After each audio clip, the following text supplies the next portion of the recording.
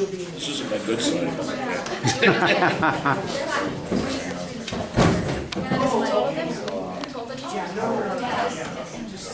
want us to take her until the end? No.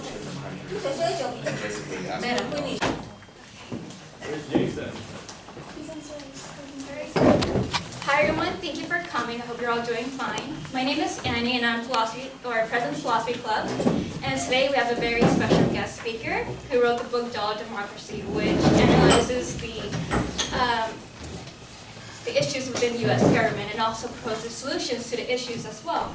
Our current guest speaker was a political analyst for many radio and TV shows, including CNN Radio, KTLA TV, and KNBC TV as well. He currently teaches at Cypress College and also teaches here at Long Beach City College, adjuncts here at Long Beach City College. Really? So everyone please welcome our guest speaker, Peter Mathews. All right.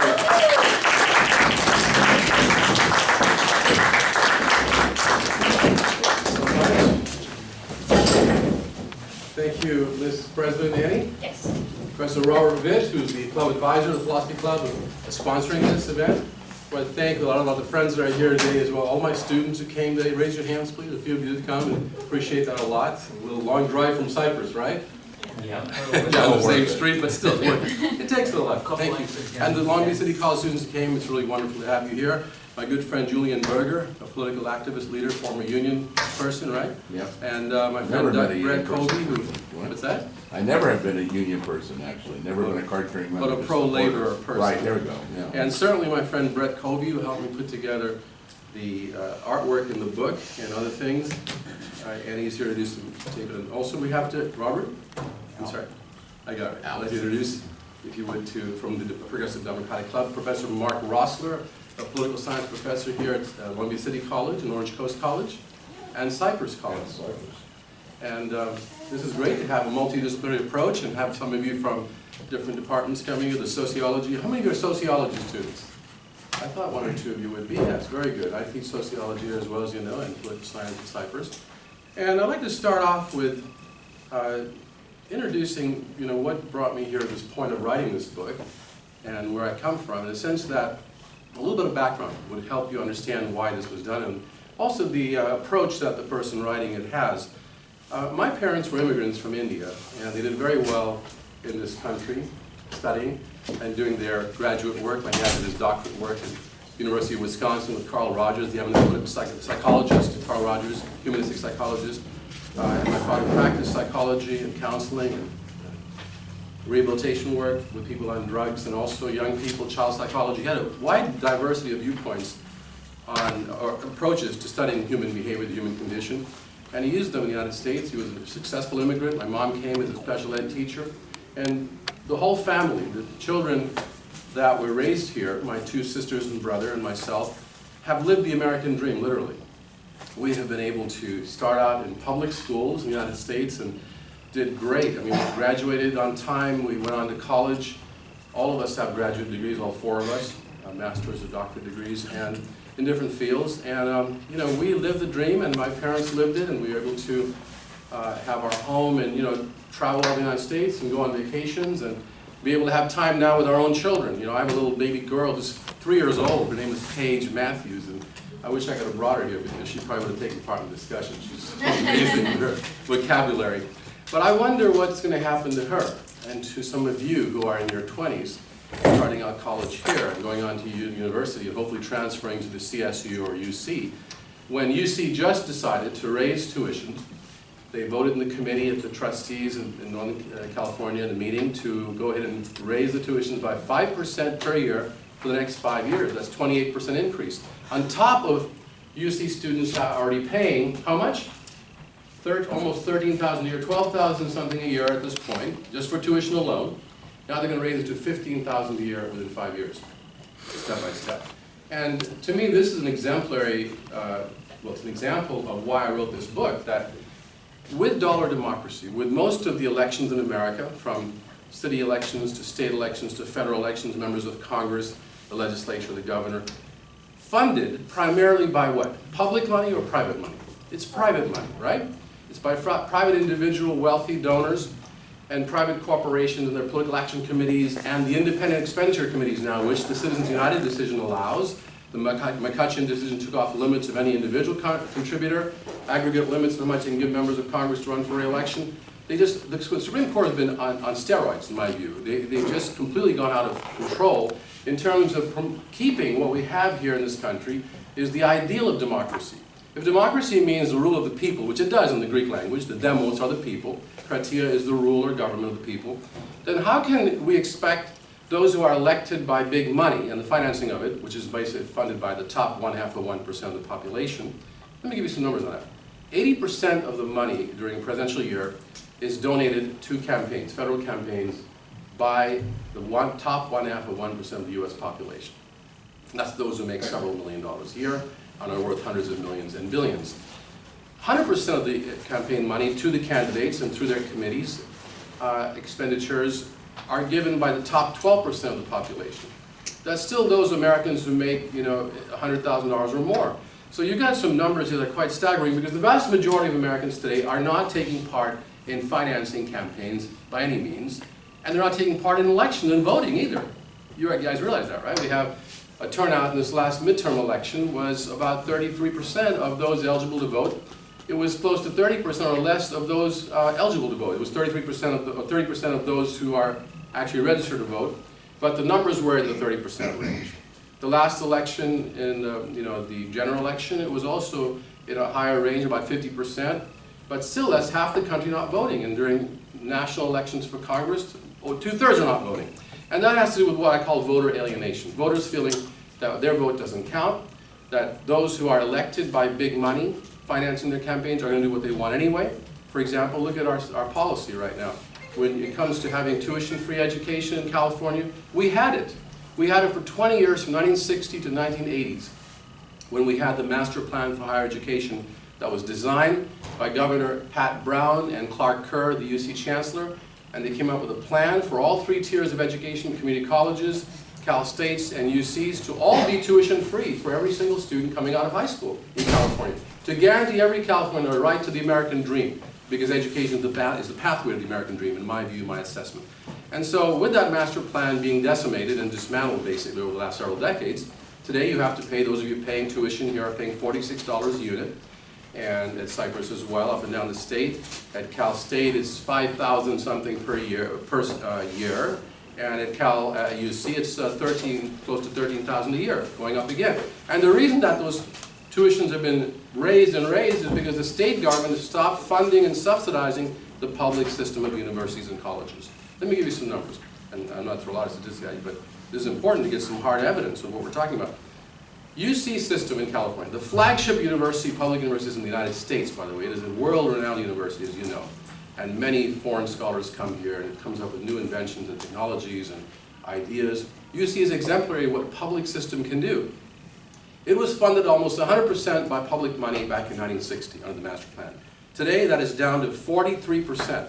Only 43% of UC's budget comes from the taxpayer and the government. In other words, how many would that leave? That would be 57% comes from private sources. Private checks that you write as a student or your parents write, foundations that give money, presidents and chancellors begging for money from corporations, getting foundation grants and things to keep the UC running. I mean, it's a disgrace that we have such a great system that we're letting fall by the wayside because we have to beg for money rather than making the social commitment that we would pay for it. And that's why dollar democracy is so important to explain this.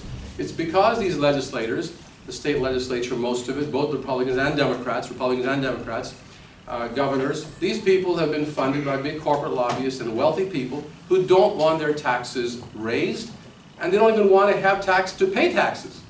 Believe me, I've got evidence in that book that shows you there are 40 corporations in the United States that pay 0 income tax in 2012 while receiving corporate loopholes legally by the federal and state governments and therefore avoiding taxes entirely while making billions in profit. And they receive subsidies where the government, your money and my money in the government's treasury was written to them and given to them in what we call corporate, what I call corporate welfare, what they call euphemistically subsidies or incentives. And this is ridiculous. Facebook, for example, here's an example. Facebook paid 0 income tax while making $1.02 billion in 2012. Paid 0 income tax now through legal loopholes of different loopholes like the stock option loophole, the offshoring loophole, those things. that are legally passed by Congress and the state legislature. Facebook paid zero income tax, and they received $429 million of your and my taxpayer money as a subsidy to help them promote their business around the world and strengthen their business standing. I mean, that to me is outrageous. The oil companies do this, Occidental Petroleum. It's not just high tech that does that. Oil companies are doing it. Occidental Petroleum didn't pay any taxes. They received a huge amount of subsidies from the government at the state and federal level, and that's really unacceptable. There's a loophole called the oil severance tax loophole, which was basically kept in place by the oil company-dominated legislature, which makes California the only state in the union that produces oil. It's one of the 3 major oil-producing states, the 3rd largest producing state. It makes California the only state with no oil severance tax. An oil severance tax is a tax that's placed on oil as it comes out of the ground, as a corporation like Occidental Petroleum or Chevron, Texaco, takes the oil from the ground, refines it and sells it for profit. When it severs the oil from our ground, they don't have to pay any severance tax on it. They take 100% of that value and make it into refined gasoline and sell it all over the world, not just in California. So every single entity that produces oil, such as Saudi Arabia, and the oil company goes to Saudi Arabia, the severance tax is 50%, ladies and gentlemen. The Saudi government says, we want 50% of that oil, that's our oil. If you want to take it, Mr. Chevron or Shell, and make profits, we want 50% for us so we can build our schools, give scholarships to our students, and build hospitals and roads. Now, look at states like Alaska. Republican governor last time, Sarah Palin. She raised the severance tax in Alaska from 22% to 25% and brings in billions of dollars a year. Every Alaskan gets a check for how much this last year? $1,800 per person, no matter how old you are. As long as you're an Alaska resident, you get a check for that from the oil revenue. Because that's part of that concept of it's part of the common resource. Some of it has to be shared because it's a limited resource. Alaska recognizes it. Louisiana has a 12.5% severance tax. Alabama and Texas about a 5% tax. And every one of these institutions take the money and they put it toward education, or they put it toward higher or elementary through high school, like they do in Louisiana and Alabama, and they put it to higher education in Texas, so that Texas tuitions are lower than California's today at the University of Texas. It's not rocket science, folks. It's how you slice the pie. In my sociology class, which looks a lot like this room, by the way, because this room's all look alike, but that's all right, they're good rooms. I had a pie chart I put on the board like this, a circle. I divided it into different slices, and this is a reflection of the sociologist, the great political sociologist Harold Laswell's definition of politics. You know what that was? Some of you have already had it in my class, and you know about it, sir, as a political science prof. Harold Laswell said, politics consists of the process of determining who gets what, when, and how. The process of determining who gets what, when, and how. And that is slicing the pie. So when the members of Congress, the legislature, the governors say the pie should be sliced, I'm looking for markers. Anything around 2 minutes? I think Professor Garcia has one. Pardon me? Professor Garcia. Oh, thank you.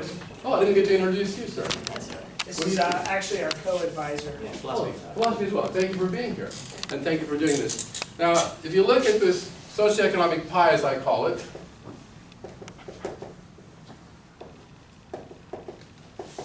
think of it as all consisting of all the good things in life that you would like to accrue as hardworking members of a society. You were born here, you get educated, you work here, you produce products, you sell and buy things to be able to live.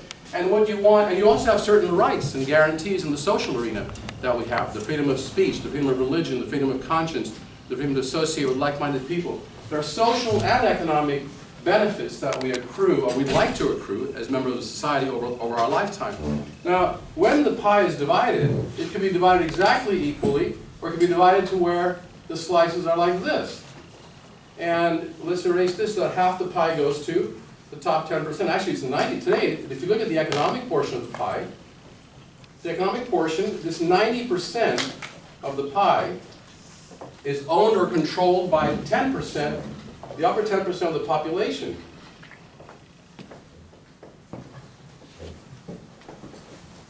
And that leaves only 10% of the wealth pie for the rest of us. And the other aspects of the pie are social, like ingredients such as the choice on abortion, to keep conscience, to worship freely without intimidation by the government. But these benefits are really important. Laswell said politics is the act of using power to slice the pie in different ways. How would you like the pie sliced? Would you like to have Facebook and Apple? Apple, by the way, is another egregious violator. They avoided $15 billion in taxes last year by having offshoring loophole, putting their money in Ireland. The money they generated here, they transferred to Ireland, and other low tax havens like the Cayman Islands has 0 tax, Ireland has 8% tax, to avoid $15 billion in taxes they would have paid here. California alone, I got a figure in one of these articles that I have, research from the California Public Interest Research Group, that showed that the state of California alone, here it is, the offshoring tax loophole, the one loophole that allows these corporations to take to avoid taxes by shifting income from here to other countries where there's low taxes. This offshoring loophole alone, used by the U.S. corporations, cost California $4.1 billion in state revenue last year. State revenue in 2013. $4.1 billion. How much has the UC system been cut? It's been cut by $800 million in the last few years. This would not only cover the cuts and bring back the lower tuitions, this could have money left over to fund community colleges, which by the way have been cut by about the same amount. Community colleges, including this college, has lost about 1/3 of its income in the last 5 years because of recession. That could bring back that 1/3, another $1 billion for the community colleges. Cal States, bring back that money and go back to tuition rates that were in existence before the recession. I think we should go back to rates that would be back to where they were back in the 60s and 70s. When I started teaching in California in 1976, my students paid 0 tuition at Foothill College, Community College, and San Francisco State College. 0 tuition. $6 service fee, no tuition. That's in my book. I've got examples of real people that went to school here and there and paid those kinds of rates. Governor Schwarzenegger paid $6 for all 15 units at Santa Monica College in the 1970s. He got through in 2 years with his community college degree. Transferred, got a bachelor's degree, went on to become bodybuilder, mind builder, and then governor. I think he built his mind a little bit in college. And then you had the other governor. You had a governor named Pete Wilson. You heard of him, right? Governor Pete Wilson paid 0 tuition at UC Berkeley when he went to school. They had law school. He paid $37 service fee with no tuition. Because there's an ethical concept here that we are in this country together for the common good. The common good concept. What is the good society? What is the general welfare? The general well-being is spoken about in our Constitution, the preamble, which says we establish the government to promote the general welfare, the well-being. So if the well-being includes equal opportunity for people, no matter what class of life you're born into, what station in life, if you have the talent to become a doctor, an engineer, or both, or a plumber and a computer programmer, you should have the ability to be able to do that because the society as a whole makes the commitment that we care about each other. The common good is realized when the individual good is also together realized. When you have the common good strong, then the individual also prospers because he or she can then develop their own talent. That concept has been completely, I don't know what do you want to call it, it's a strong word you could use. It's been eliminated or dismantled by some of the extreme right-wingers in this country right now who've taken over the ideational realm and come up with think tanks they fund fully through corporate money that come up with propaganda and disinformation about what's good for America and what America is doing. And they have taken over this country and turned it around 180 degrees from the concept of the common good pushed forth by Franklin Delano Roosevelt, one of our greatest presidents, who not only talked about the common good, he practiced it in getting us out of the Depression by providing government money.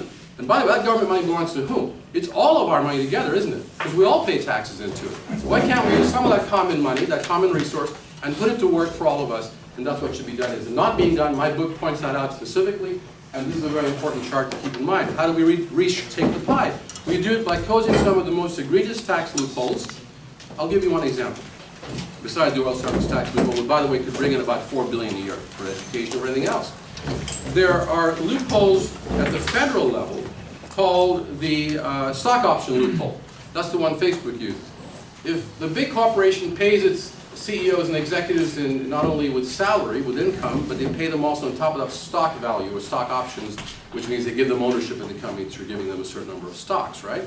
That money is totally written off as non-taxable. And that's what Facebook did. They wrote off all of their income as non-taxable and paid 0 taxes in 2013.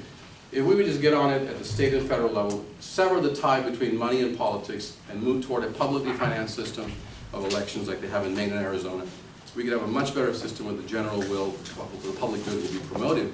You'd have a more affordable education system. You'd have a healthcare system that works for all, that could actually be implemented the best way, not just in a haphazard way, like we've had. Obamacare, I think, is a very small step in the right direction.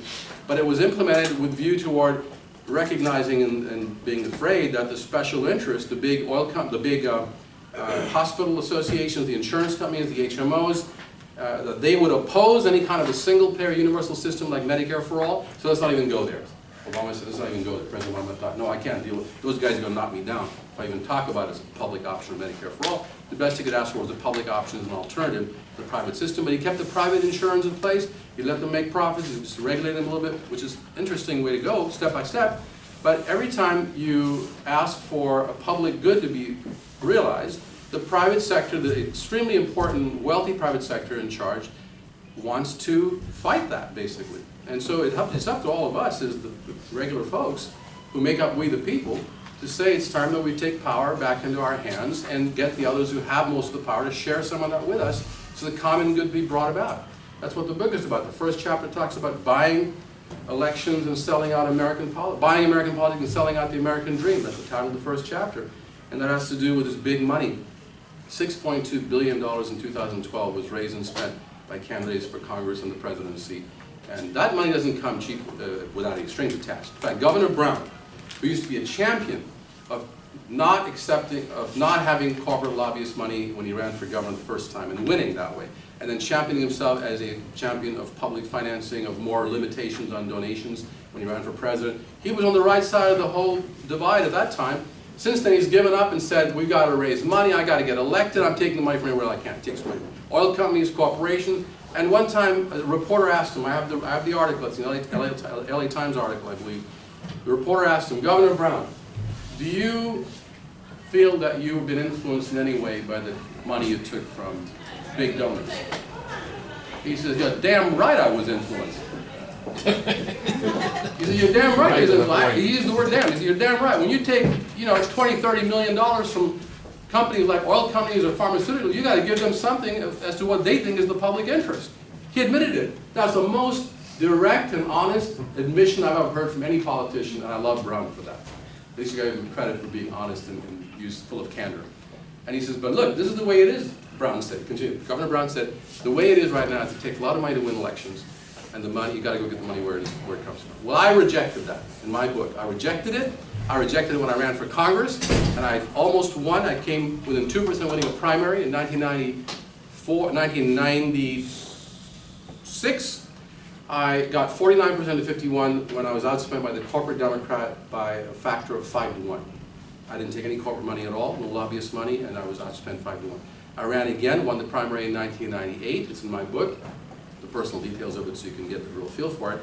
And after winning the primary, I ran without corporate money, without lobbyist money, and I was outspent 7 to 1 by the sitting incumbent congressman, the moderate Republican Steve Horn, former president of Cal State Long Beach, very well known in the district, pro-choice Republican, very tough to beat in that regard. But we went out with door-to-door with students and friends and former students and professors and pastors, and I spoke in churches and colleges and went everywhere in the community, and we won 45% of the vote to 52 for Steve Horn, the congressman, who had outspent 7 to 1. So I came to the conclusion that it's almost impossible to win that way. Although one man, Senator Paul Wellstone from your home state, sir, Minnesota, ran with no corporate money back in 1990 with grassroots support, and he won by just 1.5%. He won again the second time 6 years later by a larger margin. The third time he was about to win, after voting against funding of the Iraq War and against permission to go in for President Bush, he and his wife tragically died in a plane crash about a few days before the election. But I believe that it's virtually impossible to this kind of big money from the wealthiest 1%, the corporate sector and individuals. So I suggest a solution, and I'm going to wrap it up with this because it's better to have you ask questions and have input, but I would like to suggest that before I go into the 3 solutions I offer, there's a couple more chapters I can talk a bit about. I'm talking about a chapter on education, in which in fact focuses a lot about Long Beach education, and K-12 over here. I even look at 4 schools in Long Beach. The chapter title is Rich Parent, Poor Parent, Inequality in American Education. And my sociological studies have shown, and many others before me, that it's more indicative as to whether or not an American student will get a good education, K through 12, and go on to college, based on whether or not his parents have the money. It's parental income that is a greater determinant on the success of a student in getting a public education in America than anything else. Not their gender, not their class class, yes, in that sense, with income, but not their gender, not their ethnicity. It is the level of income that your parent has that is correlated heavily with whether or not you'll get a good, solid K through 12 education and be able to go on to college. So given that fact has been proven from the 1960s in the Coleman study, James Coleman, the sociologist, all the way up to recent studies indicating that's the greatest correlation. And given that, wouldn't we think we'd like to try to reduce the income inequality in America today, which has skyrocketed? You know, in 1980, the average CEO was making 40 times the income of the average worker in the United States. Today, it is 380 to 1, the income ratio between the average CEO and the average worker. The top wealthiest 400 families in America today own as much wealth as 150 million Americans. That's half the population. Think about that. Top 400 families own as much wealth today, and they own it, not just control it, but own it, as the half the country. That's the kind of inequality that came about with the push toward a right-wing extremism of supply-side economics, cut taxes on the rich, hope they'll invest, and not invest in Indonesia, but invest here in America, which didn't happen, by the way, as much. And that'll make everything grow and trickle down to all of us. You've heard that tired old argument brought back by Reagan and people like him. That was not a new argument. That was made back in the 1890s, in the Gilded Age. That's what it brought about, is the Gilded Age. Every time taxes were cut on the wealthiest investing class, in the 1890s, the 1920s, the 1980s under Reagan, and again under President George W. Bush in the 2000s, what followed? Kevin Phillips, the great political historian, has actually documented this. He said every time this happened, these tax cuts on the wealthy investing class, with a theory that they would invest and grow the economy and hire all of us, and will trickle down all of us. You know what happened? In 1890, a recession. 1930, a depression. 1980s, another recession. And then in the 2000s, the Great Recession. Because what happens when you do that, when the policymakers do that, they take money out of the hands of the regular folks. They concentrate the wealth in the hands of a few. And then the rest of America, the middle class and the working poor, don't have enough income to go out and demand the products be produced and services be created. Their demand in the economy goes down. And the greatest confirmation of this was an excellent book by Thomas Piketty, an economist from Paris who wrote a book called Capital in the 21st Century. Recently, it was highly acclaimed. He proved that with greater income inequality, you have less productivity, less growth in the economy. Because you have to have demand as well as supply, but especially demand to create growth. And this is a Philosophy Club sponsored event, among other clubs. And by the way, I'd like to ask my friend Liz, what is the other clubs that are here sponsoring this? Could you help set this up? Oh, cool. Yes, please. Very important to introduce that. Please don't mind my drowsy state. KCTY Radio Association is also really proud to be a part of this. You have a recording. We'll want to play this on the radio for our listeners, across the world and everything like that. And also, like you said, Philosophy Club is, trying to combine the philosophical aspects of responsibility to society as well as the broadcasting it so that there's a wider audience for the message. So. Any other clubs, Liz? Students for, yes, of course. Yes. Students for Equal Education. So. Wow. Students for Equal Education is a new club on campus. We're a club that is supposed to be a support network for disabled students. You don't have to be disabled to be a part of it, but it's supposed to, fight for the accommodations for disabled students on campus and provide a psychological network for disabled students to communicate with each other and not feel isolated. You don't have to have a visible disability. It's not just like being in a wheelchair, but it's also things like dyslexia, ADHD, depression, PTSD, all the things that are going on in your brain. And also to alleviate the stigma and the stereotypes of disabled people, because 1 in 6 people in the entire world is disabled. But most people don't have a vision of disabled people that, is actually really representative of the immense diversity of people who fall into that category. So. And what about the other clubs? Any other clubs that we should give a hand to? Let's give them all a hand right now.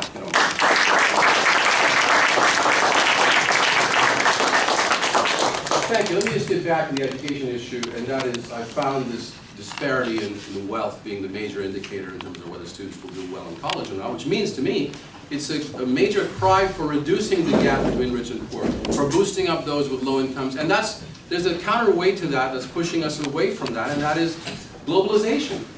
With outsourcing of our jobs, with mechanization of our jobs, when computers and robots take the place of workers, the workers are displaced in the United States or in Germany, right? But what the German government does is they use the government as an instrument to promote the general welfare, to come up with what's called industrial policy. The German government then says, look, our workers are laid off. We're going to have a very strict labor law that says when you get laid off by a corporation that takes your job to a global south country, the corporation has to train the worker, retrain the worker for equally skilled work or higher skilled work. And the German government then helps subsidize new industries and small business to hire people who are laid off. They even have a great education system where they have students who are coming out of high school who want to become, let's say, culinary artists or chefs. They don't have to go on to college, but they take a course in this field that they're interested in. And they go to the school, that's a public school, but they also learn philosophy and some other things besides how to cook. At the same time, they're learning history as well, but they're focusing a lot on cooking. And that company that they're put in as interns, or what do you call them, apprentices, in a restaurant, that restaurant ends up hiring them with government subsidies.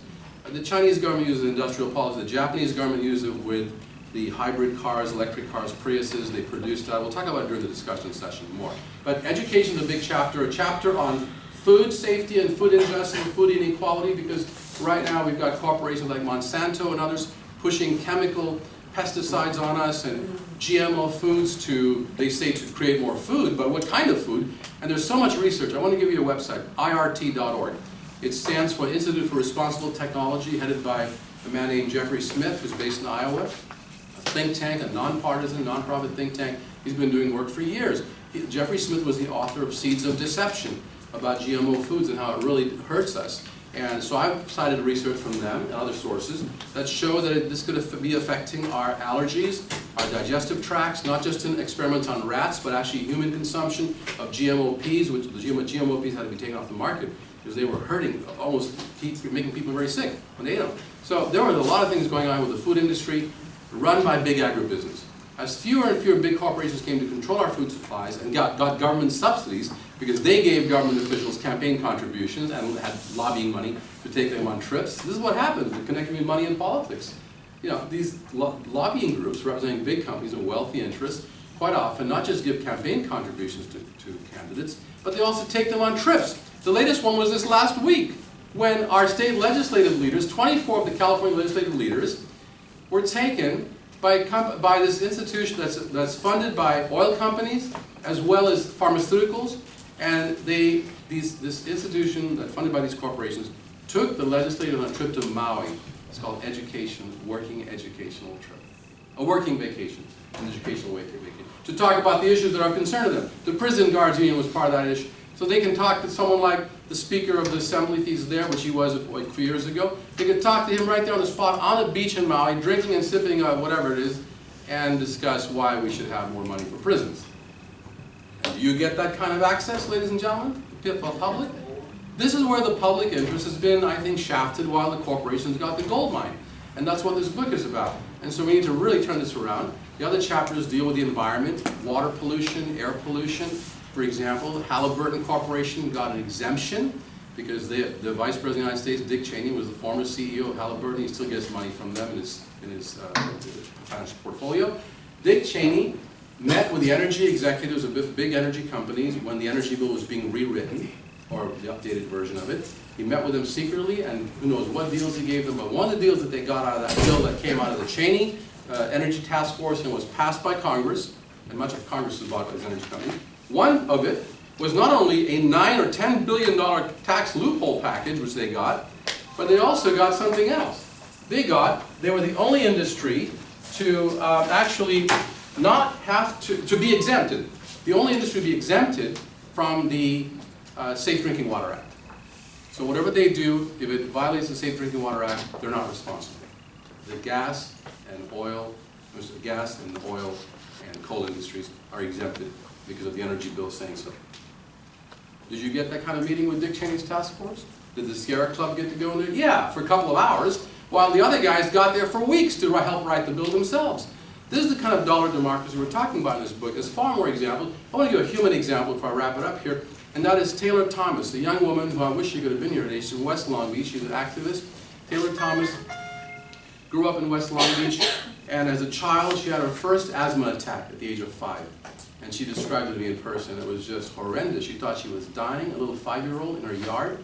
She started screaming. Her mom came running out. She picked her up, and her mom had, luckily, a albuterol container or whatever that's used to help her, the medical device, to help her with the asthma. And they sprayed it in, got her out, and got her to be able to breathe. Mom took her in the house and got her able to breathe. But Taylor described me the horror of feeling like she was dying at the age of 5. And that asthma rate is far higher in West Long Beach and all the port cities and areas, and Riverside, where the pollution is so high because of the lack of regulations. The equipment is available, but these corporations like the oil refineries will not put it on there. It costs them too much. and the politicians are basically bought by them, so they let them do what they want. And the port pollution, we talk about all the green port and all that, they're still putting out, and some of it was improved. Yes, the clean diesel trucks were put on the road, but not enough.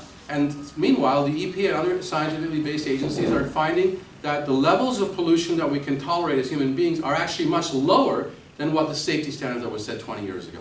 So as we clean up our air to some extent, we are still way below, or actually we're above, what should be the safety standard.